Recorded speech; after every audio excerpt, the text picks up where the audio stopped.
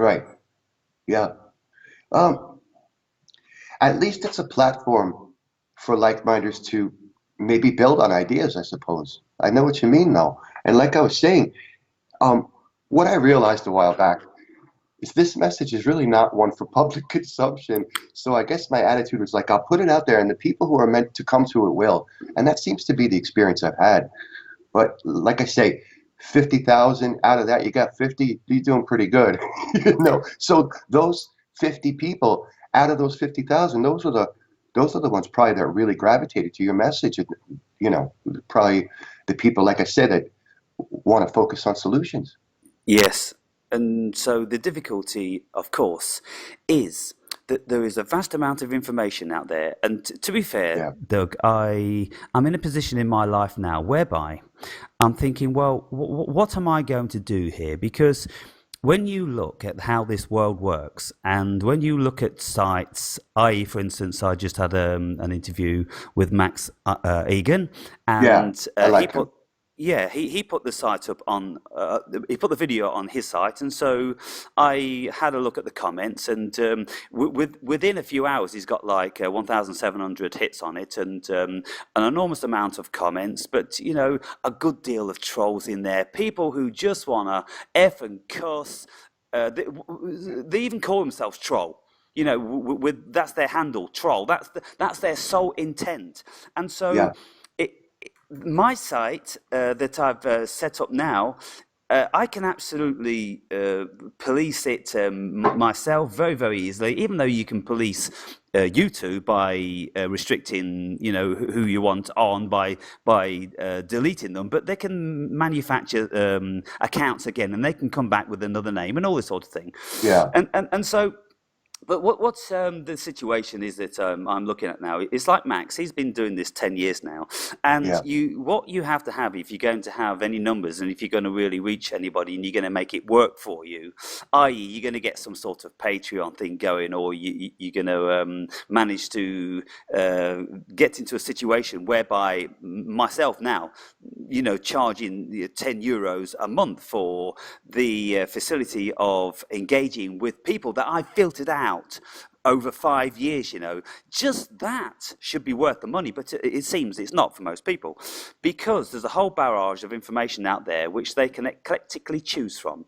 And the situation is with this as well, they're losing their own minds, because their freedom of choice is superficial these days. It's not a real thing, because the choice is being given to them by the platform what they're on, i.e. Facebook or YouTube or Google. It's all this suggestion coming up, and so we think we've got free choice when we click on something, but we've not got free choice. That's been presented to us out of millions and millions of other choices that we could choose if we wanted to use our minds properly and seek for it. And so what happens is you go on one YouTube, and then you see an exciting clickbait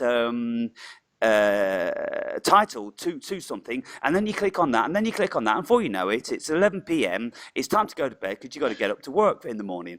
And so your mind has been taken over by the digital world.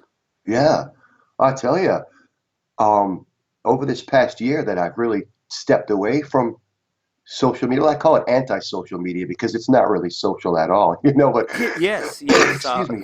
Since I've I stepped away from concur. that, my goodness, my life has become so much more enriched. I'm doing things in the community. I'm playing a lot more music. I'm creating the podcast or whatever. I'm being creative, and I had my time when I would sit all day and watch YouTube videos, and you know, I I would recommend balancing that out with actually doing stuff. I took up photography and go up into the mountains and take these beautiful pictures, that, you know, or help my neighbors or something. It just, I don't know. It could be, it's a great tool, I suppose, but it also could kind of take away a little bit from your life.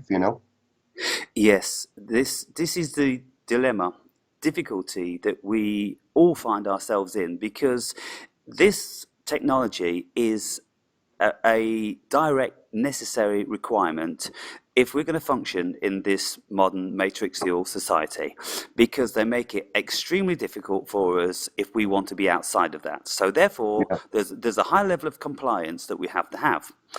I was watching some videos today, and I've been listening to C-SPAN. I've been listening to the Nigel Farage speech and the Yeah. Trump speech, and lots of other people that are saying that we are winning against the powers that be. And it's beautiful to hear the United States president talking about the powers that be, and so when you've got like Nigel Farage, the leader of the British Independent Party, Mm. because he's responsible for the Brexit, and he's saying we've got to get out of the grasps of these bankers and these manipulators, and so we all fall under the spell of these magicians, which are Oh yeah. enormously powerful. When they have Yeah. this great amount of power over the whole world now, let alone nations like America and Europe, who they've got in their clutches, and one country, Great Britain, are trying to get out, and it's like trying to get out of the bucket of crabs when all the other crabs are incessantly pulling you back down because they don't want you to go to succeed or be free, And Yeah. so this is the difficulty. People have a little bit of an issue with me because they say I speak too much, but there's so much to be said, and often you need some sort of preamble to get to your point. Now, my point is, I listened to Will Smith, and it was, say, like, I don't know, he was on his yacht or he was somewhere, he was outside, and he was talking into his phone, and he's saying, listen, guys, I've just got to say something. I've just come out. I just want to get 24 hours peace. I just want 24 hours peace. I came out here because yesterday I was in my house and I never had anything to do. And I'm thinking, oh, what am I going to do?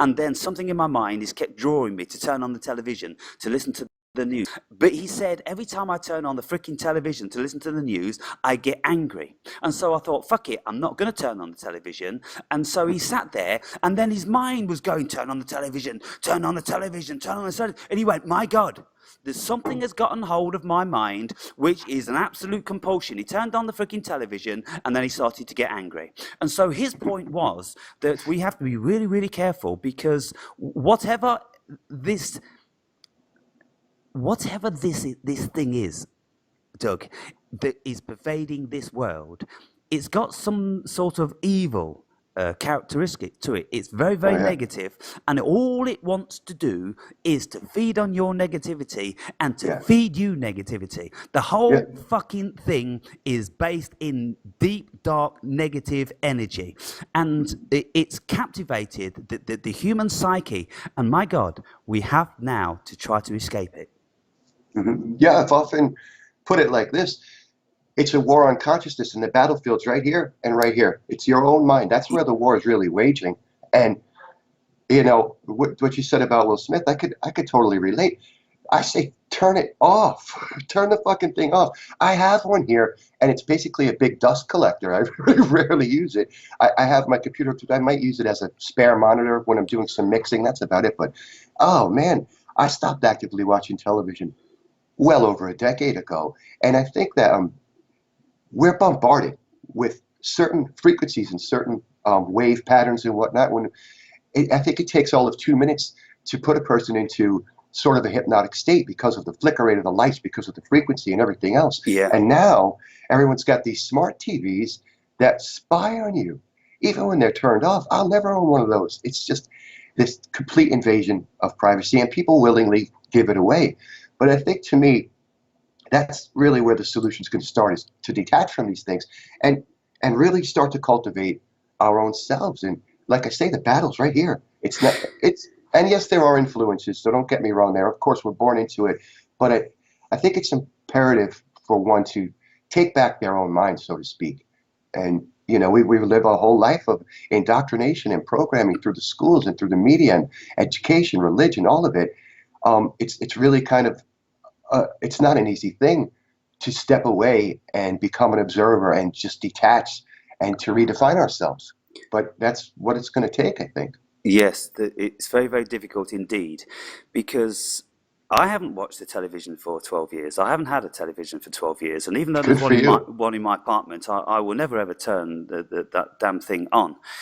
But I have an addiction to YouTube because it's a source of keeping in touch with the world. And even though lots of the stuff you don't want to hear, you don't want to know, maybe you shouldn't know, but there's something about the human nature which we're curious, and so we really kind of are drawn to what's going on. In thousands of years ago, it would be gossip that everybody, would go to the local corner in the town and, where people would hang around and they'd know all the gossip, this sort of thing. And so we need to have some sort of level of information about the environment and the people which we're living in.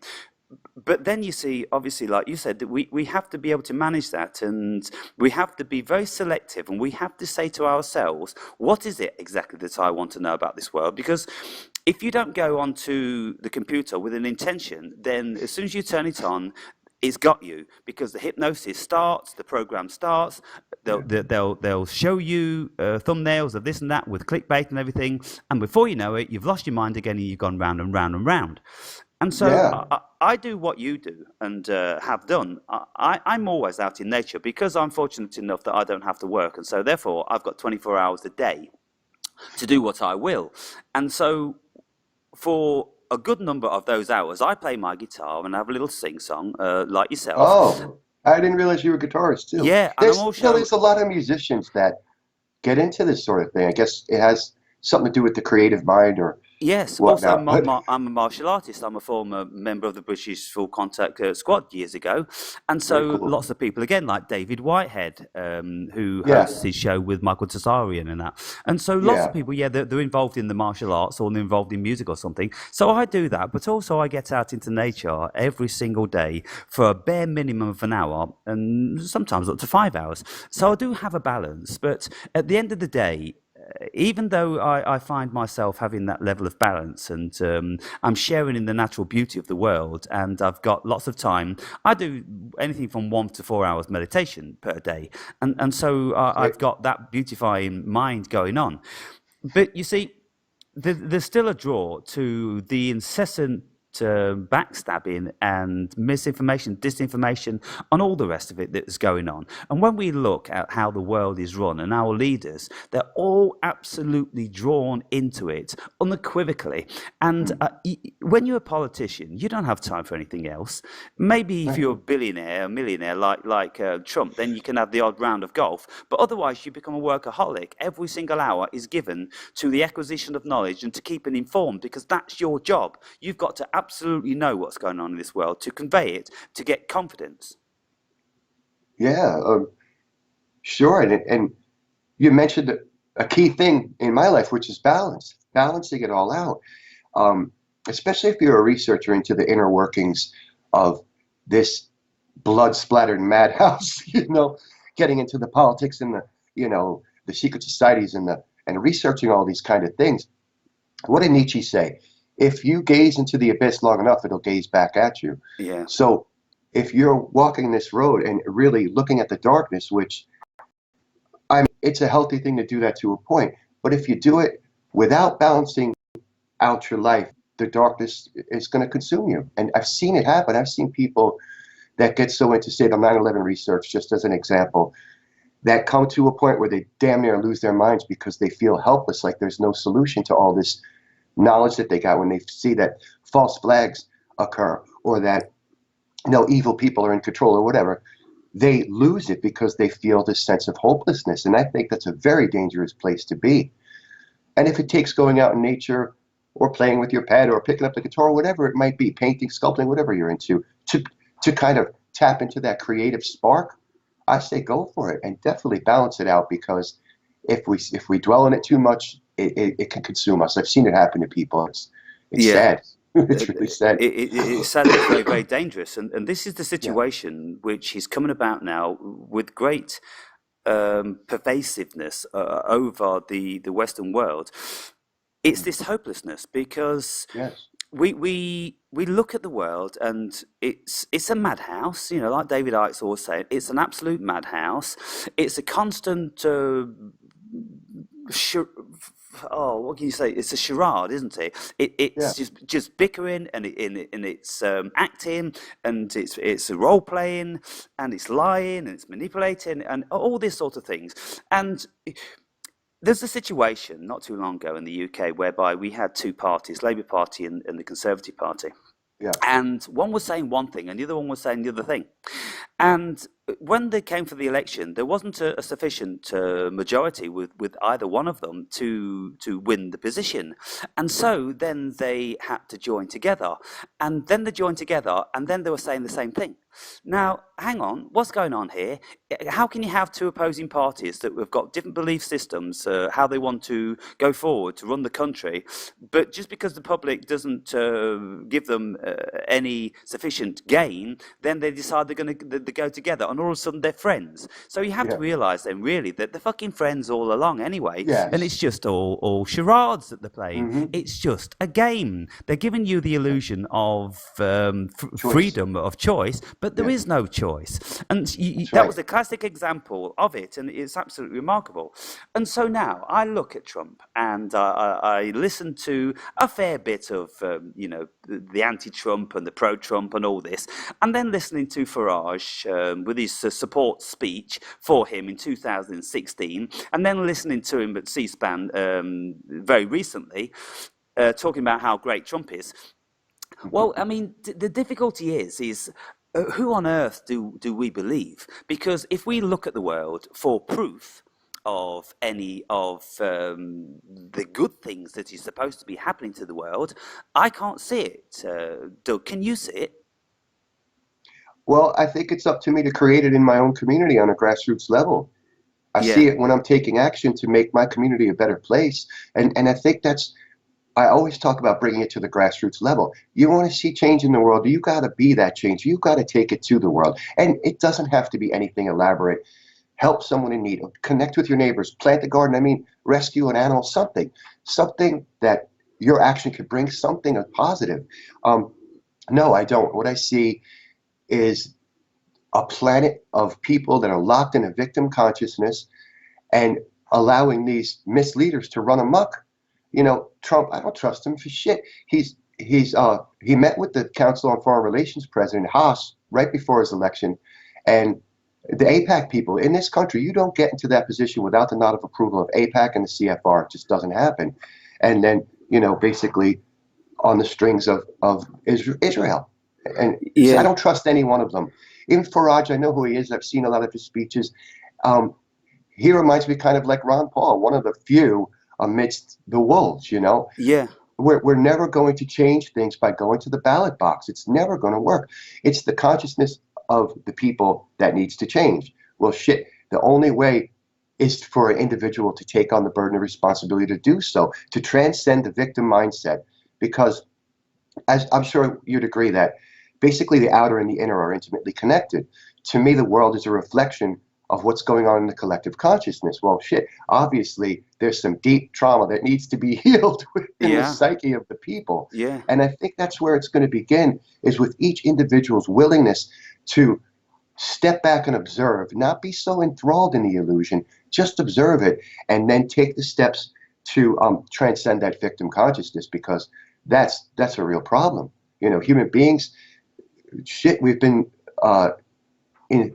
ensconced in tyranny for what, 6,000 years and probably more. And I think that's one of the key reasons why, is because we maintain these ideas about ourselves like we're less than magnificent. We're just a little poor me victim.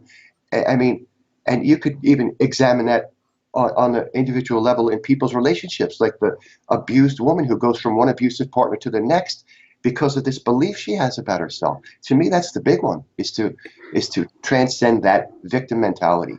yeah.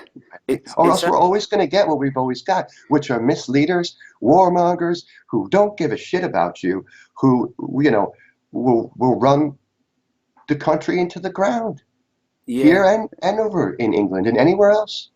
It's Uh, this externalization. We need to stop doing that. We need to start bringing it internally and focus on becoming self-actualized, I think. Absolutely. I'm going to pick up on that part, but I'm just going to go back to the Farage and the Trump bit. You see, when you look at these guys, and Farage is talking about, yeah, we broke away from the masters, so to speak, and Trump is going, yeah, all the false news and manipulators of the people in power and everything, I'm going to make America great again. We're going to Yeah, clean out the swamp and all this sort of thing. But then you see, Trump has a very, very close relationship with Israel, and yeah, it is the people that come out of Israel, the what are they called, Kazakhans, or the the the original Jewish people, the Khazars. Khazars, yeah, the Khazars. And so this is, it seems, where the Zionists have actually stemmed from.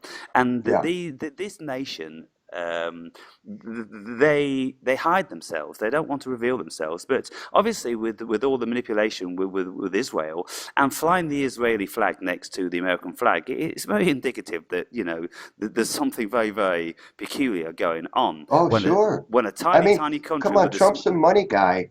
You do not become a Manhattan real estate mogul without serious insider connections. His entire cabinet are big money people, Goldman Sachs people. Who does he answer to? Do yeah. you think he answers to the people or to the money lobbyists that put him there?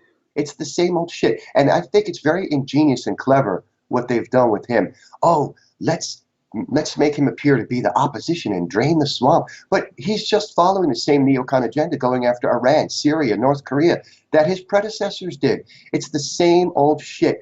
And until people can, remove their consciousness from the muck and mire of the political game, nothing is ever going to change. It's got to be, again, taken within, and I guess pondered how, what's my what's my part in being part of the solution? And I just don't pay attention to it anymore because it seems like the same old shit to me over and Yeah, over. yes, it is, and I'm not going to be paying any more attention to it because I've got other things to do with my life. But I just as a curious being that I am, I look at this stuff from time to Yeah, time, sure. and I see the games they're playing, and I try to work it out, because I think in person, I want to look at it and go, what can I really make of this?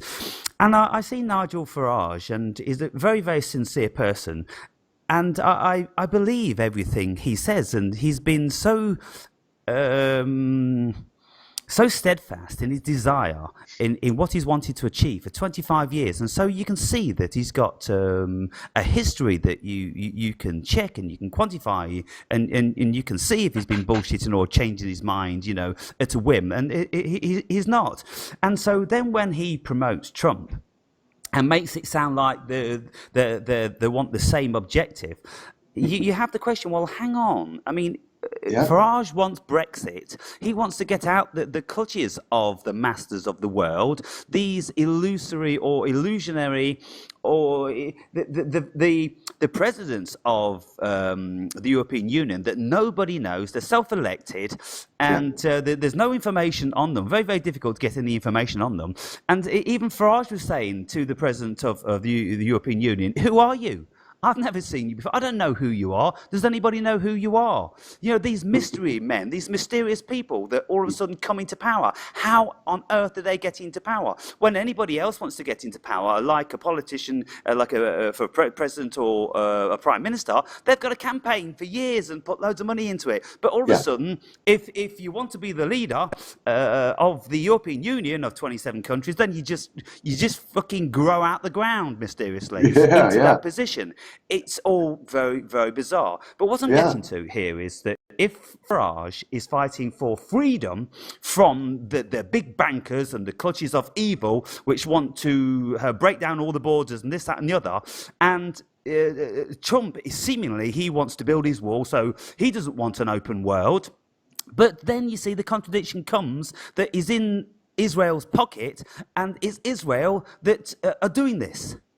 yeah, absolutely. I mean, with putting that guy in this country, it was ingenious because we know how these behind the scenes players work. One of their chief tactics is what? Just Divide and before we rule. go on, would it be fair to say that Israel is doing this, Oh or yeah, some sect of Jew, isn't it, predominantly? You see, this is the thing where we well, can get into Zionism. very, sorry, It's Zionism, political Zionism, yeah, Zionism. and I see a lot of researchers that I think fall down the path of identifying one particular group, say the Jews, the Masons, the Illuminati, it's this, it's that. It is not, it's all those things. It's the true controlling powers. Shit, they could pass you in the street with a smile and a wave, you'd be none the wiser. They operate in the darkness. And these politicians and prime ministers, heads of state, they're nothing but low-level henchmen. They are the buffer between the public and the people who really pull the strings. You're never going to know, you know. We could identify facets of it, and Zionism is a big one. I'll give you that, absolutely. And so is upper echelon masonry, if you really do the studying in the secret societies and stuff like that. But to ever think that we've got it, oh, it's them, no. But when it comes to Israel, God, one of the most brutal regimes on the planet, the genocide, massive genocide. Gaza Strip is one of the most crowded places in the world, mostly children, just bombing the living piss out of these people. And it's just really disturbing. And you see American politicians on the strings of Israel. It's Yeah. amazing. If that And happened in any oh, other they're name, anti-Semitic to say such things, you know what I mean? So that's how they get you. absolutely. Oh, you're an anti-Semite because you said Jew or whatever. Wow, Yeah, you see, it's with just ridiculous. Gaddafi, it was like, oh, Gaddafi's penalizing his people, or he's bullying his Hmm, people, or right. whatever he's doing. We've got to stop this evil regime, and so they go in and they bomb him, and they change the regime. But Yeah. certain sectors of media were going around. That particular country and interviewing and looking, and the people were saying, no, Gaddafi is a very good person. He Oh, the gives things he did in that country for his yeah, he people is gives amazing. all newly married people a home Yeah, to live in, yeah, and they were all very, very happy with whatever they were getting, and so it was all an absolute crock of shit. And so to see yeah, that Israel is getting away with impunity of perpetuating this barbarism, of bombing of women and children indiscriminately, like you can see on many media, they get away with it and nothing's done about it. Then you have to know that those are the people then who are running the world, because if that wasn't yeah. the case, they couldn't get away with it. That's right. Yeah, absolutely. And you know, this is the thing too, especially Americans. The mass majority are just completely no grasp of history whatsoever. How come no one knows about the USS Liberty? Israel damn sank an American ship full of sailors back in the 60s. Yeah. We forget about these things, you know. And yeah, what is it? What is with the Israeli lobby pulling the strings? Uh, But you can't talk about that, you know. It's incredible. Um, yeah, who's America's allies in the Middle East? Saudi Arabia, Israel, the two most brutal regimes on the fucking planet. It's just amazing to me. Remember Bush? We don't do business with terrorists. Well, yeah, you do, because you got the Saudi royals in your back pocket, or they got you in their back pocket. Of course you do. And The they were most brutal regimes on the they were planet. part of companies, oil companies, which would have had a Carlisle. decent relationship with Yeah. the Bin Ladens also. Yes. Honestly, let well, not to go round and round and round in this boring shit for most people. I look at it, Doug, and I think about it and I just end up laughing. And the feeling that comes over me that it is all so absurd, it cannot possibly be real.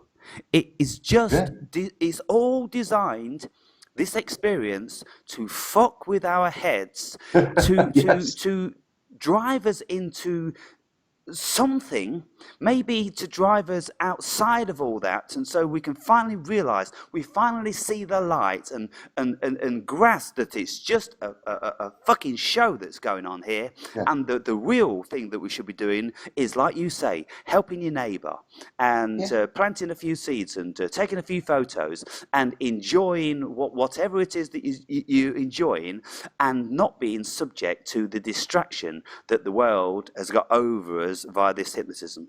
Yes, I think that the greatest, fuck you to the system would be to cultivate the fruits of the spirit: joy, compassion, kindness, caring, love, unity, honor, right? Decency, despite this shit, to live your life to the fullest. And for people that walk this road into this dark research, again, I highly recommend detaching from it now and again and rejuvenating the inner spark of creativity and to cultivate those fruits, if you will. You know, uh, that's how you do it. you live your life to the fullest despite this shit. If you get too drawn into it, like I say, it's going to consume you and devour you. So where's the balance point? you know, That's it. and That's it. Let us just pause for a couple of seconds here, because this is the most important subject that we could broach.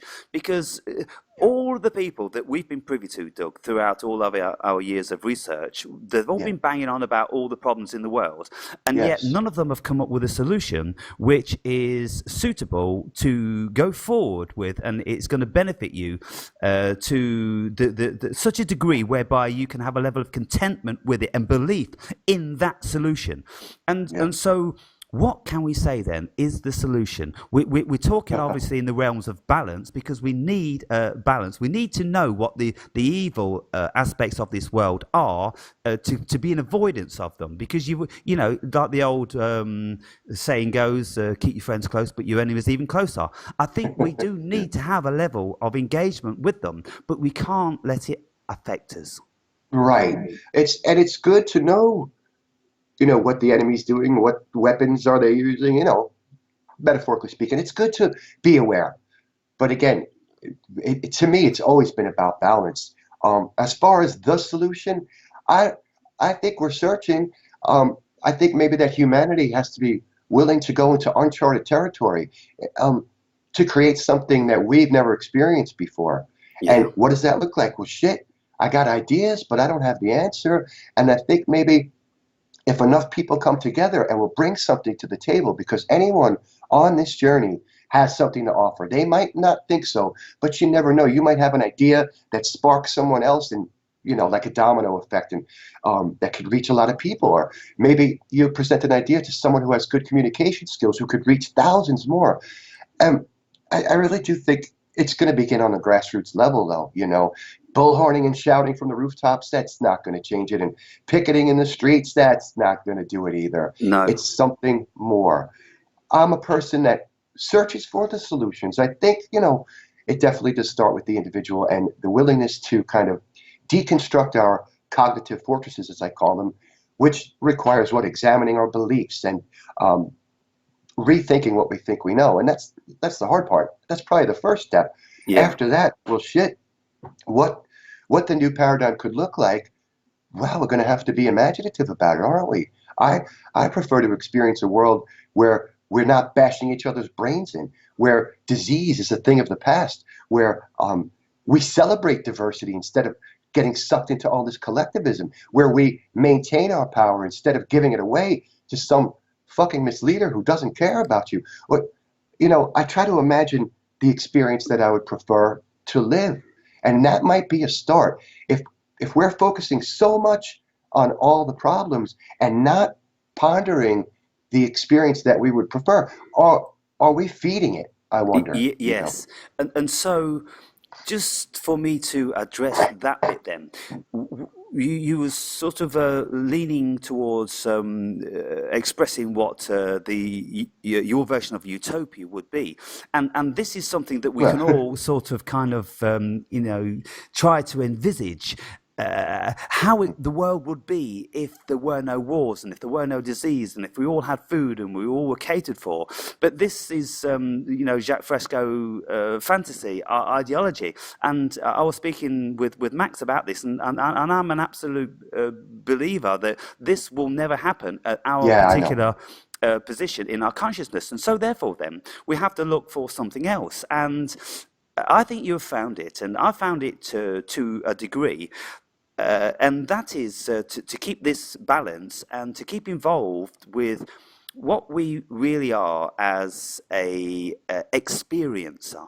We seem it seems we've come here to experience, and so what we Yeah, have to do is then we have to go, well, okay, let us choose then. Let us choose very, very carefully what we want to experience. Because if mm, we don't set our mind, if we don't take possession of our own thoughts, then somebody else is going to. that's it. And this virus that is all pervasive around this world, that's what it does. It takes possession of consciousness, it takes possession of thoughts. It is thoughts because it implants them into your brain. If you don't create thoughts yourself, then it's going to put them in your mind. And so this is something that we have to be very, very mindful Yeah, of. And so, There's very, very few people, as you know, Doug, that have the facility, ability to be able to do this, to actually Yeah. see the wood from the trees. They don't know Mm. this is going on. So how can they Right. combat an invisible enemy that they don't know even exists? Yeah. I think you made a really good point about monitoring your thoughts. I mean, think of the all the thoughts that drift through, every day. How many of those are disempowering and negative Yes. and victim related? And I think that's a really good start is to start to monitor our thoughts and and just observe. Try not to judge yourself because we tend to do that too. Just observe how many of them are empowering and how many are disempowering. Yeah. And as far as yeah, I know it's a dilemma, isn't it? You've probably spent time because when you get into this, I think it's just the natural desire to you want to wake up your brothers and sisters. Yeah. But unless that person wants you're spinning your wheels. It's like a futile effort unless that person really is ready in their consciousness to open their eyes and see things as they are. And doesn't seem to be very many. And so the world just slips further and further into the sewer. It's just a shame. And I didn't mean to suggest that there could ever be a utopia on this planet, but damn, I mean, the power of imagination, I think, is great if it's utilized. And I don't know, maybe we could at least come up with ideas to better the situation. And like I said, I really do think it begins very grassroots, just to do something in the community that makes a difference. If 3-4 billion people woke up tomorrow and said, what can I do today to just make my situation a little better? What action could I take? Well, shit, the whole world would change for the better, wouldn't it? But Yeah. unfortunately, The, not a lot of people thinking about these the things. greatest issue is that we are all we've got individual egos. I mean, I Mm, won't say that we're all individual because we're not all individual. We are part of some sort of you can call it a living organism. We are all yeah, cells of a living organism called the human race, and so we're yeah, not separate, but we think we're separate and we're programmed separately, mm, just like bytes in a computer, and so the issue is that because everybody has had a different path in life, then they've gathered up different information, different values, and different programs, and any number of things. And when you read down comments on one video, you would think that you are that the people commenting are commenting on 100 videos because every single comment that you've got it's kind of like, well, okay, I mean, where on earth do they derive that from this video? I, yeah, I mean, I don't get people. And when you watch a fantastic video, very, very logical, very rational, very reasonable, and then you've got like 200 thumbs down and say like maybe 2,000 thumbs up, you go, well, who are these people? Are they insane? What is it with yeah. these people? You're never gonna reach them. And so No, what we've got is we've got varying degrees of sickness. Doug, I swear yeah, it's a sickness. The oh yeah, human being, the mind is sick because oh yeah, it is absolutely controlled by negative viruses. Getting a yeah, bit more personal now, and this is the thing, you see, I don't think we've got any solution for everybody because everybody's different. And so, because we have experienced something that we know is better, when you have that experience, when you're in the mountains and you're taking photos, you feel wonderful. And you see, what you're doing is you are gazing upon this beautiful earth, and the beauty is coming from outside of you, and you're projecting that onto the world because this is how it works. Because I don't think there's intrinsic beauty in anything, it's in the eye of the beholder. And so yeah, what you want to do, you want to capture that in your photo because you want to share it. yeah, That's what we do. We want to share the good things about this world, but we cannot reach the vast majority of people, and that's what frustrates us. Now then, yeah, getting back to something very personal, my daughter, she's 27, and she can't find any joy in this life. And mm, I try to speak to her about it, but she just doesn't want to speak about it.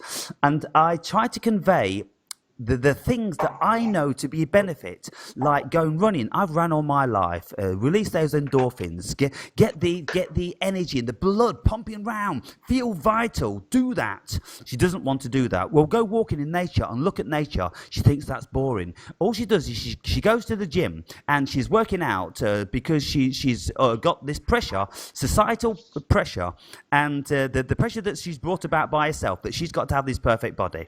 And she has. She's Yeah. got the beautiful body. She's a beautiful looking woman.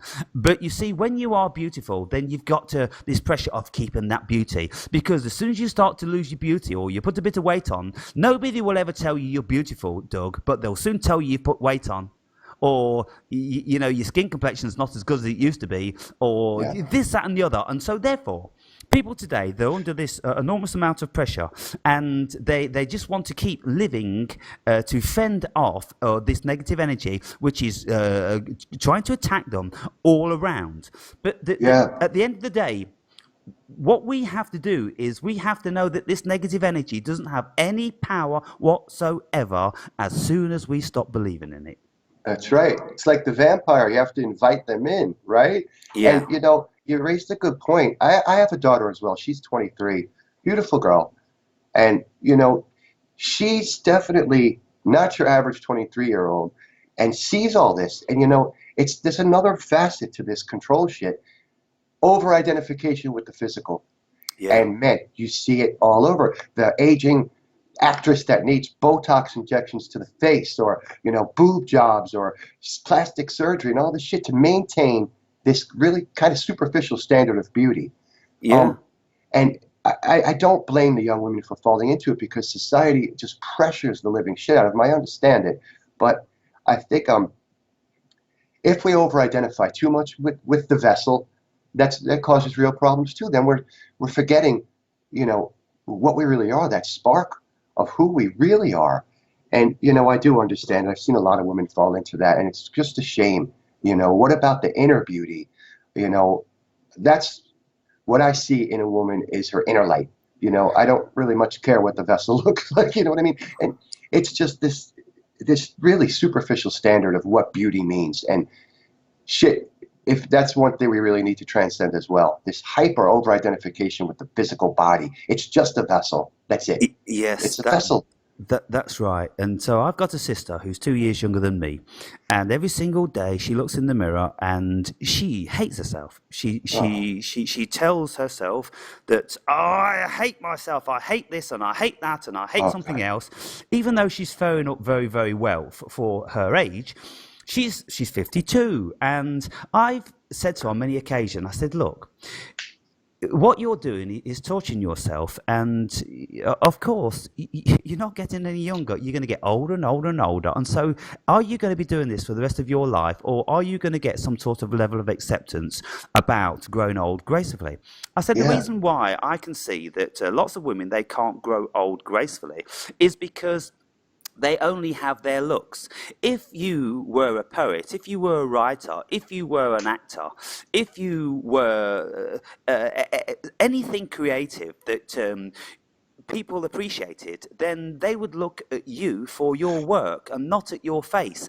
And so you can see them with actors who actually, some of them do grow old gracefully, and people go, "What a beautiful actor! What a wonderful settled woman, settled into her age and embracing it and really enjoying it." When you can see a woman of 65 years old enjoying being 65, that is a marvelous miracle, really, isn't it? Yeah. It takes some real deep resignation, acceptance, and grace to be able to do that. Yeah. Yeah. Why can't we? Why can't we grow old gracefully and accept it? Wasn't it Young who said that, we hit middle age and then we're, I was we're going to say supposed to this. start to blossom Yeah, I like a was going. flower. Yeah, right. But no, we hit middle age and then we have the midlife crisis and we start to, it's the fear of death. That's what we should be preparing for, the inevitable. And how much does that rob her of living life? And Yes. 52, you're still young. Yeah. Come Yeah. on. In I this know. world, that's young. And so Um, the go ahead. God, I'm sorry. The tragedy is Doug, that you you just cannot get through to the deep-rooted programs which Yeah, have been um, what can you say that instilled in them all of yeah, their lives through the propaganda and hypnosis that they've been under. Very few people have the wisdom and the ability, the cognizant ability to be able to go through all of this stuff, to be able to deeply introspect into human psychology, to be able to philosophize at such a deep level, yeah, to be able to work out what this world is all about. I'm at the stage in my life now, I accept my age very, very readily. I was yeah. walking on the beach a couple of hours ago, and I was fine up until 1 second, and then all of a sudden, every time I placed my foot down, there was a big pain in it. And I thought, what on earth is that all about? I've not crooked it, I've not twisted it, I've not done anything to it, but all of a sudden, I can't walk on it no more. And so I looked up into the sky and I just laughed. I laughed at this cosmic giggle of this thing that we will never ever understand. The only thing we can do is bow down to the genius of it, that it's such a complexity that you have to admire the complexity and the paradox. And if you embrace that, when you embrace that, that is when you fear nothing anymore. You've got Yes. a great level of acceptance for absolutely everything, and you just open your eyes and you say to the world, what do you want to show me today? Yeah. Imagine if we all lived with that attitude. I think this is like this world is an experiential cornucopia. I call it the carnival outre. It's like this circus bazaar, and we go in and there's thrills and chills and glittering prizes and all these things. Why can't we approach it with that attitude of, wow, it's an exquisite teaching machine. How about Yeah, that? And yes, but wait, what happens? We get so caught up in the game and the illusion as if it's real, and it consumes us. And we're so busy, busy, busy, and got to pay the rent and all this shit that we forget to step back and do just as you said, laugh at it, and to cultivate that joy. And to me, that's really important to reestablish. Terribly important because look at where we are. On the cusp of really extinction.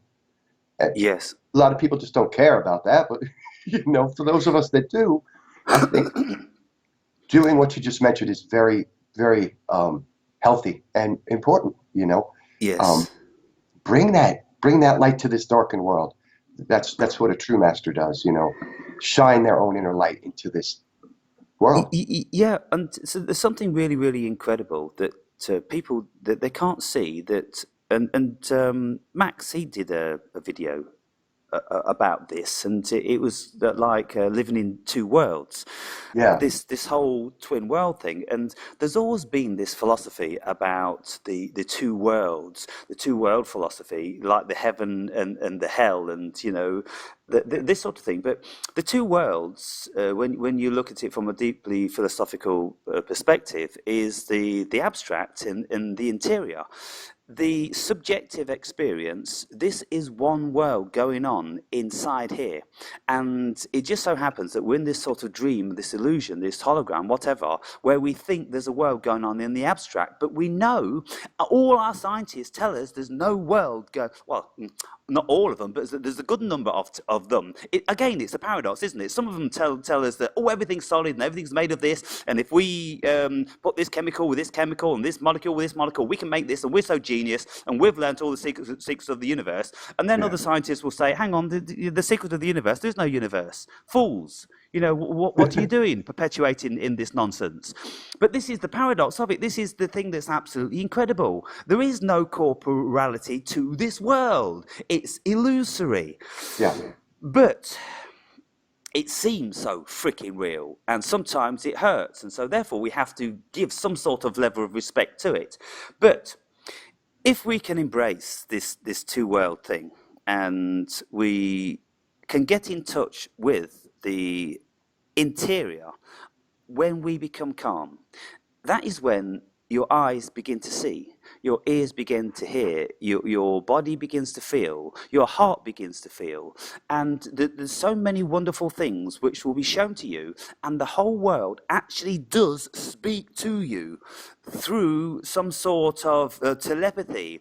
It tells you, can you see me today? Can you see these beautiful hues? Can you see these buttercups, how in the morning time they're closed, but when the sun rises and bless them with my warmth, they will turn their face to me and they will follow me throughout the whole day.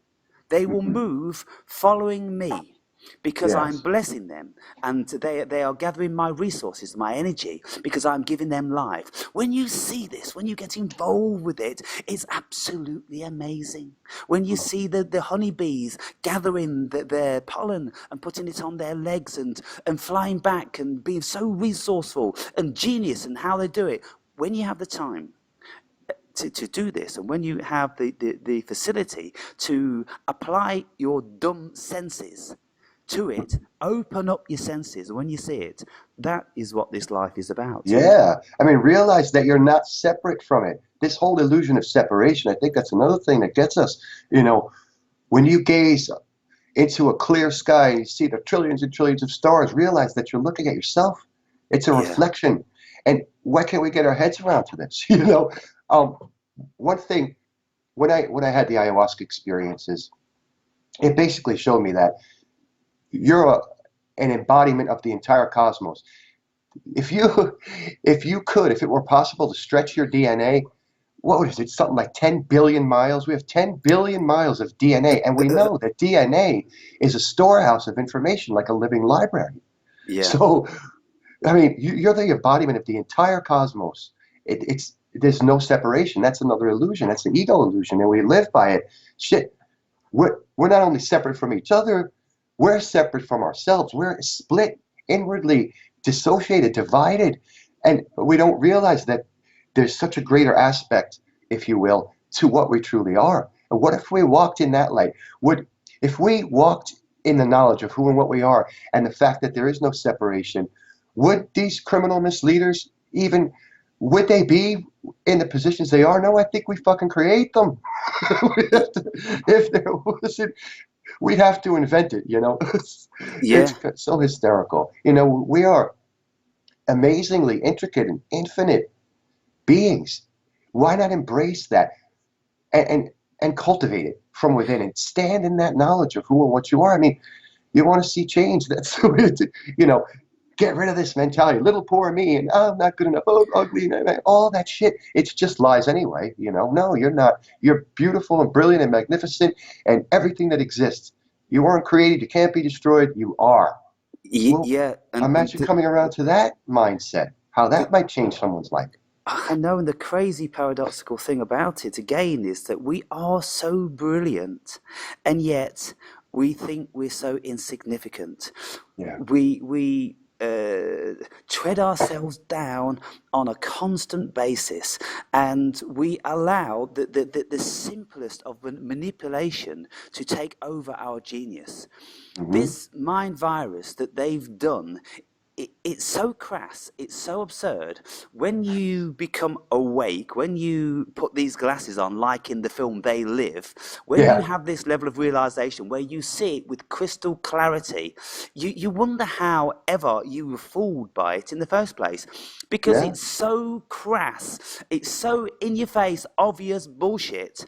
How is it that we've fallen for it? And so this is the thing that I can't get my head around when we look at the genius of what it is to be a human being. Look at what we can do. Look at all the marvelous things that we do. Look at Michelangelo's pictures. Look at Leonardo da Vinci's inventions, or look at any of the scientific geniuses or musical geniuses. All this beautiful thing. We are absolutely brilliant. Yeah. And we give all that away. We Yeah. resign ourselves to being copiers. That's all we resign ourselves to being, copying what other people have said, what other people have wrote, what other people do, what other people tell us to do, and all this sort of thing. And so we're living out somebody else's life. We are not living our own lives, are we? Yeah. Right. Everything's adopted, and it you say, and I've gone through the same thing. How did I ever fall for this shit? But it happens. We're born into it, and from the time we're very young, we're conditioned into the illusion. And if you ever notice the kids, the young ones that kind of feel out of place, they're marginalized or they're beaten into conformity, you Yeah. know. And so it just stays with us our whole lives. Unfortunately, most people, it will follow them right to their graves, unfortunately, and they'll never. But yeah, I mean, it's what if we deliberately chose to incarnate here because of the way it is, because there was some aspect that could provide growth for us as I Yeah. look at these things. I don't know, but it's a thought, No, but it's a yeah, I beautiful think thought, Doug. And you see, what I love about my engagement with people such as yourself is that we're thinking each other's thoughts. And you mentioned the whole Jungian thing just as an instant I was going to mention it. And now you're mentioning, this what if thing. And it's like, exactly, yes, that's exactly what I was wanting to convey. When there's a certain few of us that actually kind of like crack this nut. But it's still so unbelievable because we have left our awareness of it behind wherever we came from. Like you say, we come down here, we're reincarnated because it's a task. See if you can break this one. Then how many levels are there in this spirit world? How many dimensions are there, Doug? That we can go on holiday like Total Recall. Take me to the most fucked up planet on Earth where it's run by archons and negative energy, and all they want to do is strip you of your own thinking and this, that, and the other. Take me there because I want to crack those motherfuckers. Some of us yeah, do it, and when we do it, we look at it and we go, it's unbelievable. The whole world, to me, seems absolutely fake. I'm telling you, Doug, it seems so I know. fucking fake. And I'm looking at it, and I've broke and I've cracked this nut, and I'm going, well, does that make me mad? Am I mad, or have I really cracked the nut? What's going on? Because it seems like the fiction of 7.5 billion people and all these countries and all these energies and little old me, you see, I've cracked it. What's going on this planet? And then you think to yourself, well, hang on a minute. What if I'm wrong? Does that mean I've got a messiah complex? Does that mean I'm freaking insane? How can I have cracked the nature to this dimension? What do you think about that? Uh, Maybe we've done it before. Maybe we've done it. Maybe there's different levels of progression for spirit. Um, Different. Maybe we've played the game more times than other people. Yeah, I often wonder that too. And I kind of try to look at it as a game, an experiential game that we play. And boy, this one, when we leave this place, we'll probably be like, "Ooh, that was a wild one. I want to go play a different game. Now I'm done with the Earth game. That was wild." But I don't know if you remember Bill Hicks. He was a yeah, comedian. absolutely. Guy was a genius. He used to say that it's like a ride at an amusement park, this world, right? Yeah. And it feels so real because our minds are very powerful. Something to that effect, he said. I think he was really onto something. But if we could take a step back and kind of look at it as a game and realize that we are destined to leave this physical shell behind one day and accept it. Shit, that would loosen the load, lighten the burden quite a bit, wouldn't it? Absolutely, And take the absolutely. time to laugh. I've often wondered, is it possible to balance out the polarities and then transcend that duality in our minds and working towards it? Balance to me has always been, I've just been very kind of almost obsessed with the idea So, of so balancing out. what birth sign are you then, Doug? A Libra, Of course you are. of course, Same as quintessential. me. Same as me. Yeah, I'm not surprised. There you go then. And so this is it, you see. And so is it predominantly Librans that are going to be, getting this level of tranquility within our lives because we are destined, born under a certain star constellation, an energy field, to seek out balance. And we will never rest until we've got it.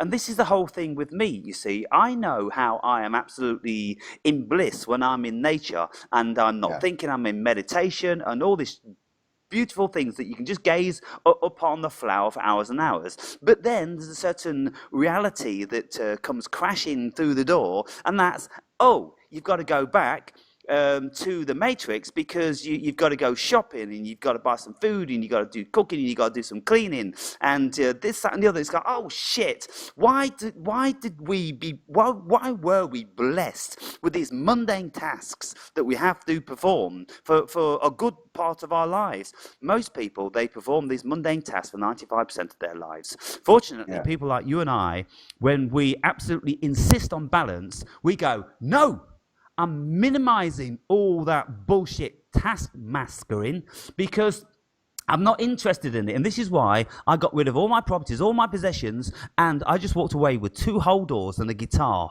That's all I wanted. I That's didn't something I I would didn't want to do. get involved in anything else, Doug. I can relate to you. I had a marriage, a nice house in the suburbs, and all the things that go along with that family life. The dog in the yard and all of it. And I Yeah, lost it all. I lost it all. I lost my house through foreclosure and divorce. yeah, And lost all that material shit, and realized, looking back, what a burden. And same, I got my books and my guitars. That's the most important things I got. And I look back and I live a much more simple life. It's like my boat is empty, but my cup is full. You know what I mean? yeah, I much prefer because it's a fucking burden owning a house. Something breaks, you got to cough up the dough to fix it. It was becoming such a burden, and all that loss actually gave me more in return. I'm free of a poison relationship. I don't have the burden of that house. I'm financially way better off than I was when I owned the house because something always needs to be fixed. You know what I mean? So yeah, it's kind of like, you know, sometimes in life, what might seem like a nightmare when we're going through it turns out to be a blessing later on. yeah. And at least it's been like that for me. Same thing with losing my career. Well, I got a lot more in return. I never would have been on this path if that didn't happen, I don't think. And so a lot of times when we're going through rough times, we don't see the light at the end of the tunnel, so to speak. And I can totally relate to that, but I'm much more free now than Yes. when I was burdened in that situation. Yeah, that's it. It's a beautiful thing. And I look around now at my level of freedom, and I'm absolutely basking in it. But Yeah, because I've been immersed in doing what I've been doing, communicating with people for so long, all of a sudden that was taken away from me. But I was speaking to Paul about it. I wanted it to be taken away from me because what I was doing with my viewers on many occasions, I was pushing them away. I was pushing the vast majority of the viewers away because I was telling them that if you are not the sort of person that I've been conveying that I want, then there's no point in you sticking around because I don't have an interest in you. I'm not being mean or nasty to anybody. I'm just saying that I'm going forward to another dimension of my life now, and I want to be taking some of you with me, whom I can be extremely comfortable with, and this is what I've done, and now I'm here. I'm yeah, having a little bit of difficulty in finding my feet. Only addressing now a dozen people, really. There's only ever a dozen people that are engaging on this side, but those dozen people are really, really becoming very important to me, and you're one of them. Because thank you. there's I this appreciate it. deep-rooted connection that we've got, and I Yeah. really appreciate it. And I think to myself, well, is that it then? I'm not saying Tell you is what, not to interrupt, let me but just go ahead. I'm sorry. finish. I was going to say, is that it? And I'm not being demeaning about my life because my life has been blessed. I'm telling you. But if I look around me and if I go, well, 54 years now, and I've found people that I can actually have a connection, deep-rooted connection with my mind and heart. This whole heart math thing that Greg Braden's always talking about, I've Yeah. got that with the members of my little community now. And I'm thinking, well, I want to stop talking to the whole world because I can't do nothing with them. All it does is detracts the love and the energy and the passion away from me that I should be giving to the people that respect it. There you go. You just said it. I had the same exact feeling. One of the big reasons why I stepped away from it. I don't give a shit about followers and numbers, any of it. yeah, I mean, and out of, say, 50,000 people, if your words reached one that made a difference, well, you've done a good job, in my opinion. And yeah, it's the same, I'm going through the same thing. I don't think I got attacked as much as you, but I know what that feels like too. And I'll tell you, the handful of people, they're just amazing human beings. Greg and Cheryl, those two people are so genuine and just real, down to earth. I love them. yeah, And the other people, I did have some contact with Guy through email. We didn't talk yet. Seems like a really great guy. It's very helpful. And yeah, when I did the ayahuasca the last time, and I mean, I don't, this is not like the be all end all experience, but I like to share a little bit of what I experienced because I cleaned myself out. I took a heavy, heavy, strong dose. And some of the messages I got were just so profound. Now, the last time was in 2012, around this time of year, actually, in the winter. And I never need to take it again. It was so profound. But I remember hearing the words, "It's a parting of the ways. The gathering is here. Time to gather my people." And I said, right, well, what the fuck does that mean? But I think I'm starting to understand now what I was trying to tell myself. You know what I mean? And yeah, I think that's it. The energies are separating, I think. And like attracts like. And the ones that are going to go down with the ship, they're going to be attracted to that kind of energetic vibration. Whereas the ones like us that want to walk the road of balance and creativity and search for solutions and come together, I think it's like we'll gravitate towards one another as a matter of course, you yes, know, I think. And it seems to be happening because, these people that have come into my life, like I said, they are generous and kind and loving, compassionate, and decent human beings. It's been just wonderful having that experience. And if it's only a handful, this message is not for the world, like you say. It's not. And you go on a public platform like YouTube, oh man, get ready for the attacks and the venom. It's yeah. it's par for the course. That's right, and so we've finally arrived, I think, then at a certain place in our lives where we have made realizations, and we are now intuiting the world um, to what it really is, and it's a beautiful thing. But we cannot give this to people who haven't travelled our journey.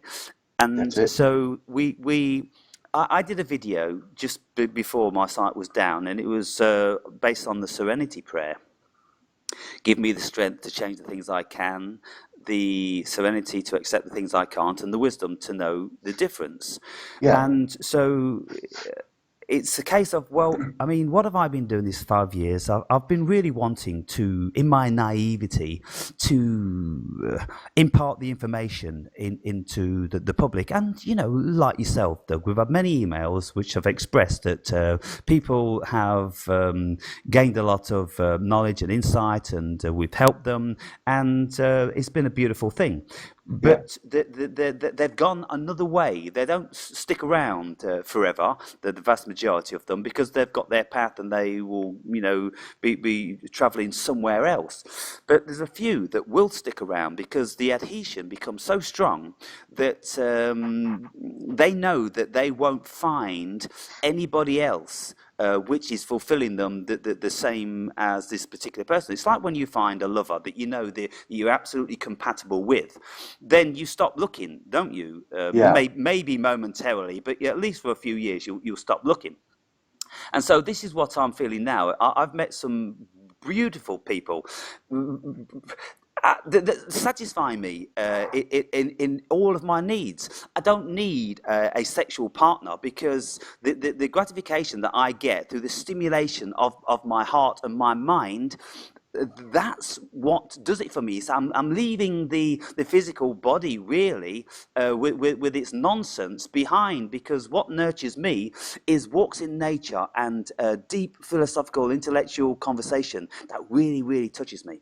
And so I've got to settle into that now, and I've got to start to realize that I've achieved what I set out to achieve. It's a bit like if you're a goal prospector, when do you know when to stop, Doug? Or one of the metaphors that Alan Watts used to say: when you get the message, hang up the phone. Oh yes.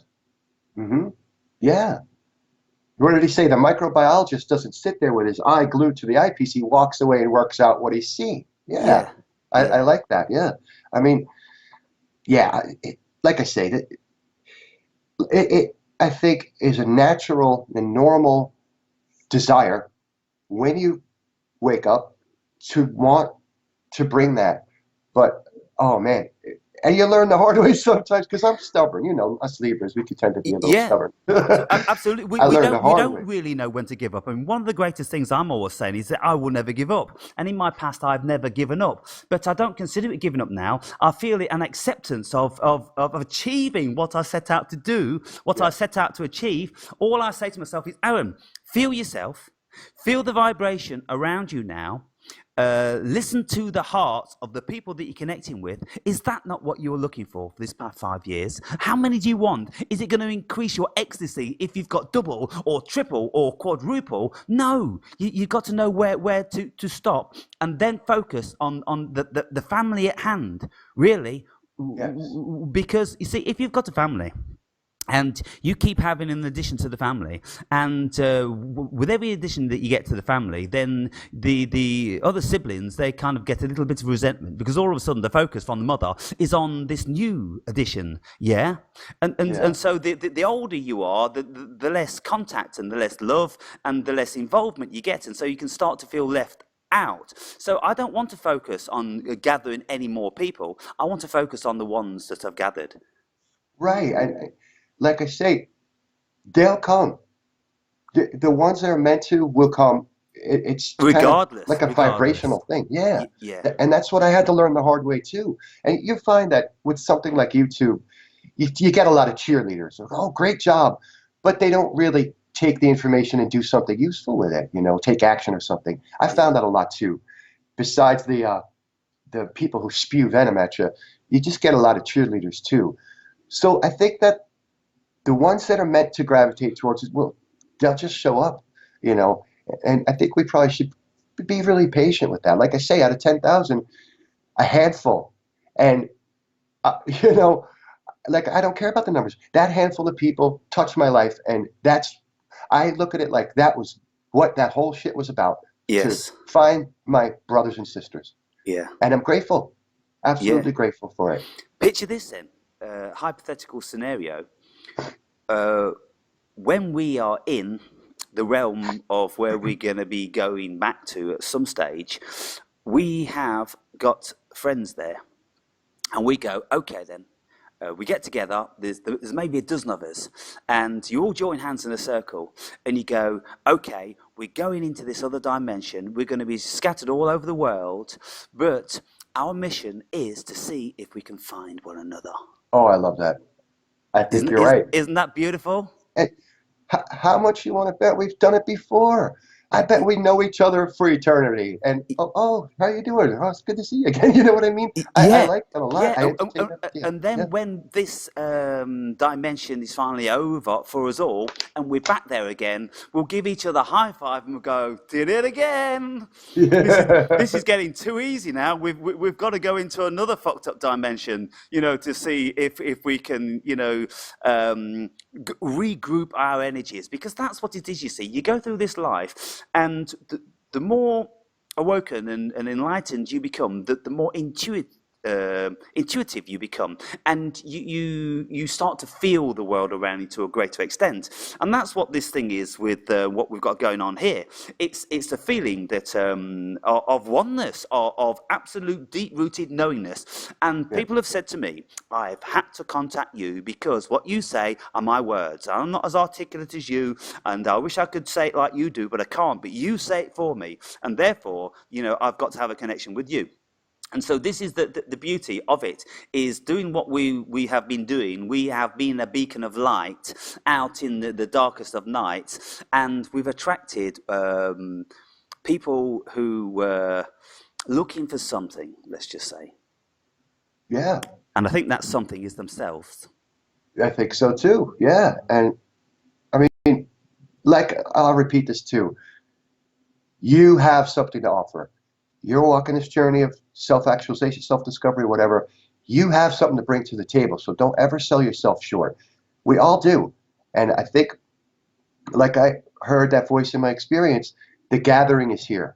The gathering is here. And I think that the people gravitating towards us is living proof of that. Yeah. And we should embrace it, I think, and um, seek to help each other grow, you know? Yeah, absolutely. It would have been a marvelous experience for yourself to have this voice. Oh, goodness me, and we could speculate forever what the voice was, in an ayahuasca trip or in a shroom trip or in a DMT trip, what's going on here. But there's a message that's always delivered from all of these psychedelics, and it seems to have a deep, deep, deep rooted knowing and familiarity. Yeah, And so it's kind of like then that our apparition in the spirit world is communicating with this avatar down here, yeah, and every so often it just gives you that little glimmer of encouragement. That's it. That's it. Keep mhm. going. Keep going. Yeah, And yeah. it's I was urged, strongly urged, to define myself and stand in your uniqueness. I can't tell you how many times I heard those words. And I think what it is it's ourself. We're talking to ourselves in this little dialogue that occurs. Perhaps just a part of the psyche that's normally veiled. yeah. You know, I think that neurotransmitter somehow gives us a brief glimmer or access to. I like to say that it introduced me to myself Yes. because here I am in ego world. Da, da, da, da, da, da, the conversation constantly chattering, and I meditate from time to time too and quiet that down and just be. But something about that experience just really, really changed my life forever. Um, and it's I think it's the voice of your own self. I really do. To me, it was not external at all. It was all internal. It was an internal thing. And Yeah. God, there's no way to put it into words. No, I mean, and this is the whole thing with my experiences regarding whatever it is that I'm taking and experiencing. It seems that it is the self that you're experiencing, and even in the crazy DMT world, when you make comparisons to other people's DMT experiences, when you know that person, for instance, Guy, we've become, really quite close because he has the facility to be open like we do.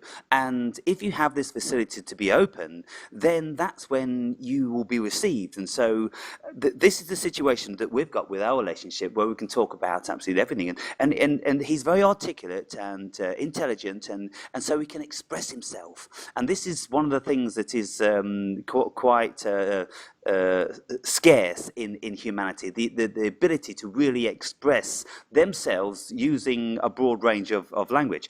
And so he will talk about his DMT experience, and I will talk about mine, and I will look at his personality as a psychologist, and I will look at mine, and I'll go, well, all you're talking about is what your life is, only it was depicted to you in metaphor, just like a dream. So it seems to me that all the DMT world is a facet of your own deep-rooted psyche, just like an astral projection, just like a dream, just like an acid trip, just like anything else. Yeah. And I think it was Graham Hancock came up with the idea that perhaps this neurotransmitter gives us a peek into our own DNA, which I thought was pretty brilliant. And like I say, DNA is a storehouse of information. Maybe that's what it does. If that's true, I sit here before you and say we are magnificent beings. We are immense. We are eternal. And, you know, you could have that belief if you like, but when you experience something like that and see the magnitude of what you truly are, it's just life altering. I'm so grateful. I couldn't imagine going to my grave not having had that experience at least once in this life, Yeah, because that's how profound it was. yes, and, And and the, it helped me to deal with all this repressed shit that I had buried in my mind that I'd forgotten about, shit my father had done to me, or helped me forgive my ex-wife for the betrayal. And I was able to let go of so much shit. And to me, I kind of look at enlightenment like that, more so than, oh, I see the light. It's weight. The weight has been lifted off of me, and yes, like a that's it. balloon. Another way of looking at that term To be enlightened. Well, when you look at it, well, what do they mean to be enlightened? If you are you going to see this brilliant bright light? Is that what they're talking about? Or physically, do you feel more light? Does your heart feel light? You see, when the Egyptians they wrote their Book of the Dead, well, they were using the metaphor there, weren't they? Because they were measuring the weight of the heart against a feather, and so therefore, then, if you are an enlightened being, your heart won't weigh any more than a feather, and so therefore, then, it seems to me that they were using that expression in that particular way. Yeah, absolutely. I tell you, when you are able to deal with a lifetime of repression and trauma and hurt and let it go, it's like the hot air balloon, held down by the sandbags. Well, the sandbags represent your fear, your resentment, your unresolved issues. Well, you cut the bags away. What happens? The balloon just floats all by Yeah, itself, yeah, To yeah, me, that's kind of how I look at it. But I think what happens is we bury these things in the garbage dumpster of the mind and we forget. So we don't ever actually really deal with it. And so those things, I think that eventually in life, those things will come to the surface eventually to be dealt with. If we don't take it, our own willingness to do it, it's going to torture us. And I see this happening with one of my younger brothers. He hated my father, and it was justified. But he buried and buried and buried this shit his whole life. Now he's in his mid 40s, and it's coming, and it's yeah, really doing a yeah, number on him. yes, And I'm there to help him whenever I can, and talk to him and listen. Because I know exactly. I'm a little older. I went through more shit with my father, and I try yeah, to tell him, look, we had these experiences, and the mind has a defense mechanism. We bury it because if we didn't, we'd go crazy. But we do it a little bit too much, I think. And then eventually, these things are going to rise to the surface. If we don't deal with them of our own free will, it'll drag us through the mud, and that's not. You could suffer breakdown from this, and I think that's part of the problem too. It's like carrying around a sack of bricks. Well, all you yeah. got to do is set the bricks down. But no, no, no. Those are my fucking bricks. That That's, exactly there. we hang on You to touch this my shit. bricks, I'll smash your fucking face Yeah, in. yeah, This is it, and you see, this is why people they protect their deep-rooted issues so vehemently, and if you yeah, try to release them of them, then they will fight tooth and nail. I right. have an elder brother, 2 years older than me, and you would think we are chalk and cheese, even though we came from the same genetics and we had the same upbringing and all the rest of it. He carries the weight of the world in his face and in his body. And like Paul is always saying, you can read a person's life and their disposition by looking at the face. It's absolutely true in most instances. And so Yeah. my brother now, he has all different sorts of ailments going on with anxiety and alopecia and this skin thing that you get, red sores coming up all over your body. They're here one week and then they're gone the next week, and Oh, all wow. this alopecia's on the head. Is it what do you have when you have all these red sores on your body?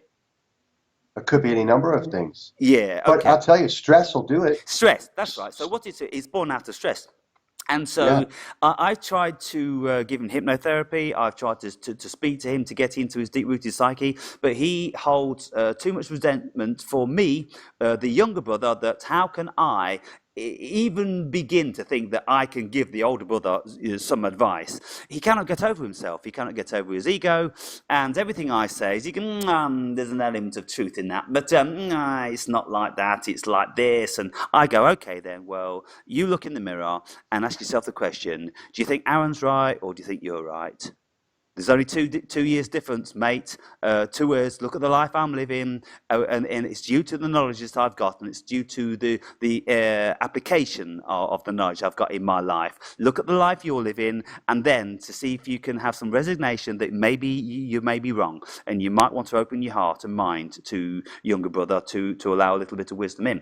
But they'll never do it, and every time I've tried to relieve him of his clinging on to our father, and he never got on with our father. He carries the weight of that. But he doesn't want to let it go. He doesn't Yeah. want to let go of all the shit that he carries with him from a negative childhood. And what he's done is he's got a son now, 12 years old, and he's bestowed his son with all of it. And I've Oh, said to him, I said, my God, do you realize what you're doing with your son? And he goes, what do you mean? I said, you're completely replicating the relationship that you had with your father. Look at what the yeah. games you're playing now. You're playing stupid games which derived out of the 70s with soldiers and tanks and this sort of thing on the carpet. 12-year-old kids are not interested in that, but he's doing it because he loves his dad and he knows that you love it. He doesn't love it, you love it. He's got more wisdom about this than you because you don't know why you're doing it. You think you're doing it for him because he's going to enjoy it. He's not enjoying it. He'd much rather get back to his iPhone or his fucking Xbox. What do you think you're doing to the kid? And he's like, he had a big realization. His face dropped and his eyes opened at just one of the most rudimentary, stupid things that he was perpetuating in his life. He was Yeah. trying to live out an occasion he had with the old man, which was, quite endearing, father and son thing. And there were very few of those in his life.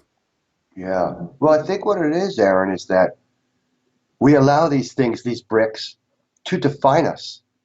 We have allowed upbringing or anything external to define who we are. And so for people to let that go, they feel like they're losing their very identity. Yeah. And that is so sad to me.